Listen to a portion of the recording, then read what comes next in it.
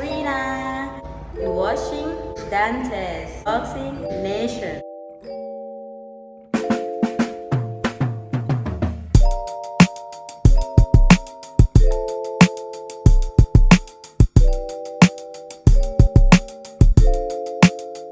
Who's had the advantage, Joe, over the first two? What an uppercut. And we have seen the growth of Erickson, Lubin, and he drops.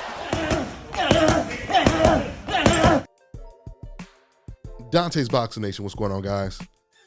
So starting this weekend, the drought is over. We finally have a string of some of the most significant fights from, once again, this weekend all the way to the end of June. And the reason why I use the word significant, because there are fights that we're going to watch in the next couple of weeks or months that can completely change the landscape in boxing. Now, one of those fights that the boxing world is not talking about enough is the one that's taking place this weekend when it comes to the Hammer Erickson Lubin versus Sebastian Fundora. Fundora, he's a fast rising undefeated prospect, now contender in the junior middleweight division, and he's 6'5.5". He's real good friends with David Benavidez, and he's showing the heart of a David Benavidez by even taking this challenge against Erickson Lubin. Erickson Lubin, you already know his reputation. He's top 5, I would say actually top 3, one of the best junior middleweights in the world, and he has been willing to face anyone to get a second shot at the title. Now he's going to be fighting against Fundora in the title eliminator for Jermell Charlo's belt, or one of his belts. There's no doubt about it, Erickson Lubin's second journey to a title shot has been far more tougher than his first journey, because he just fought Jason Rosario, which was a tough opponent. He beat him, and now he has to beat once again, or he has to go through the 6'5" undefeated Sebastian Fundora.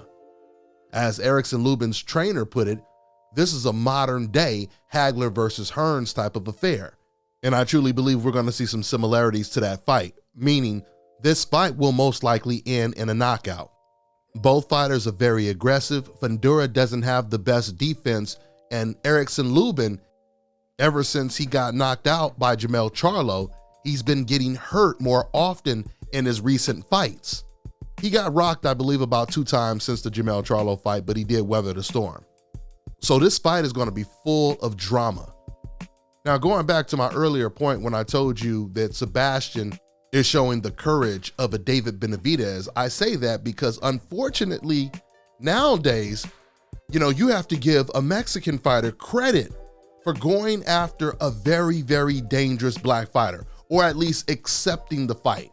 With the exception of a David Benavidez, you don't have too many Oscar De La Hoyas, too many Julio Cesar Chavezes, too many Marco Antonio Barreras today. Fighters that truly believed that they were the best and they wanted to fight against the best, regardless of what their race or color was. Now today, fighters like Chavez and Oscar De La Hoya, they've been replaced with fighters like Canelo Alvarez, Ryan Garcia, Jaime Munguia, even Oscar Valdez. Oscar Valdez, who's fighting Shakur Stevenson now, he's been avoiding Shakur for 2 whole years throughout 2 weight classes. Jaime Munguia has been the mandatory for Jermall Charlo's belt and Demetrius Andrade's belt for over a year, and chose not to fight either one of them for a title shot. And we already know the MBF king Canelo Alvarez has been avoiding the Charlo brothers, not just Jermall, even Jermell when he was at 154. But he's been avoiding Jermall and Demetrius Andrade for 6 years. Sebastian isn't taking that route. Sebastian, he took this fight right away. Once again, he could have pulled a Jaime Munguia and looked for an easier opponent, but he's going after one of the most dangerous fighters in the division. But of course, when it comes to the Hammer, Erickson Lubin, this is something that he always does. He's always going after the most dangerous opponents. Now this is really interesting because 154 is one of the deepest divisions in boxing, probably right next to welterweight. And now Jermell Charlo, who's going to be fighting against Castano in a rematch to unify all the belts, You know, the winner of that fight, boy, they're going to have their hands full. But let's just say hypothetically that Jermell Charlo wins that fight. If Jermell Charlo becomes undisputed at 154, man, he's got some serious options and some serious mandatories. Now, Jermell has hinted at moving to 160, but realistically, there's no big fights for him up there. There's no big fights for him at 160 at all. So all the big fights are at 154. You got Tim Tszyu, and you got the winner of Fundora versus Erickson Lubin. Now, the way that Jermell Charlo has been talking about Erickson Lubin, I truly believe that if Lubin beats Fundora, there's a very good chance that Jermell Charlo would rather vacate the belt than give Lubin a rematch. Jermell, he knows how difficult that fight will be, despite the fact that he knocked out Hammer in the first round. He still knows how dangerous of a fight that will be. I truly believe that if Fundora were to beat Lubin, that's the fight that Jermell would prefer. Once again, Fundora, he lacks defense, and a fight like that, an undefeated Mexican fighter, and Jermell being from Texas, especially that fight being in Texas, it would be a huge fight. And I could see Jermell having more confidence in beating a Fundora than beating Lubin in a rematch. At least the way Jermell Charlo has been talking in interviews whenever Lubin's name is mentioned, that's how it comes off, as if he has zero interest in fighting against Lubin again. And then you have Terrence Crawford, who said that if he doesn't get the Errol Spence fight, he's moving up and he wants to fight against Jermell Charlo, or the winner of Charlo versus Castaño.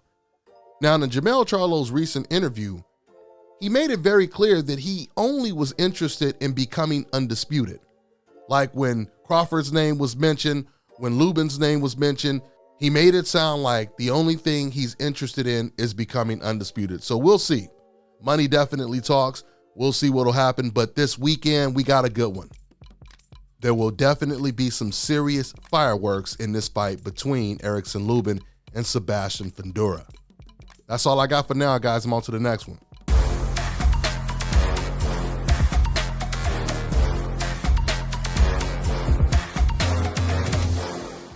My name is Chris, and I'm all the way here from Anchorage, Alaska at Scalp Carolinas, and I'm here for my second treatment of SMP.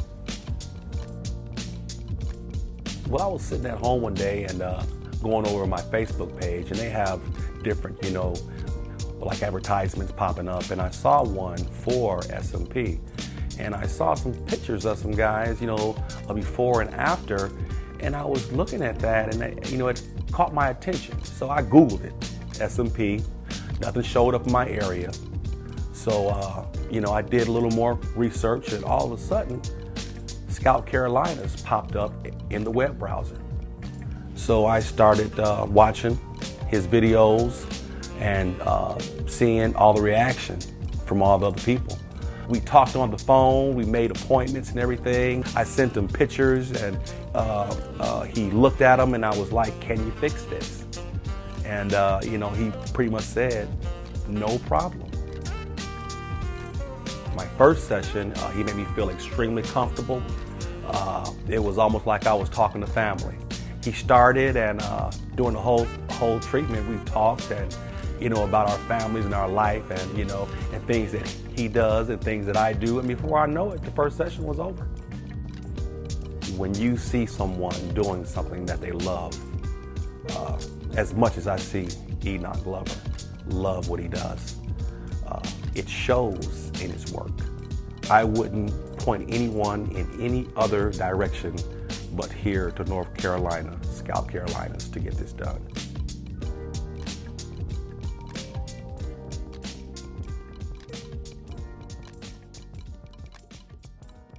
All right, now check this out, guys. If you're looking to repair eczema scars, burns and bruises, dark spots and blemishes, then this right here is the perfect product for you guys. It's called Elo Deki Face and Body Oil. Athletes and top-ranking boxers, they're also using it after training to reduce swelling, inflammation, and to ease the pain. So get yours today. Go to elodeki.com, like them on Facebook, and follow them on Instagram.